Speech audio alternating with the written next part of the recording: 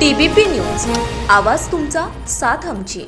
पुणे महानगरपालिकेचे आयुक्त राजेंद्र भोसले सर यांची उंडरी गावची विविध कामांची पाहणी आणि ग्रामदैवत भैरवनाथ मंदिराच्या उत्सवानिमित्त भैरवनाथाचे दर्शन घेण्यासाठी मंदिरामध्ये आले होते। या समयी सरांचा ग्रामस्थांच्या वतीने सत्कार करण्यात आला। तसेच हवेली पुरंदरचे आमदार माननीय संजयजी जगताप हे सुद्धा उत्सवानिमित्त मंदिरामध्ये दर्शन घेण्यासाठी आले होते।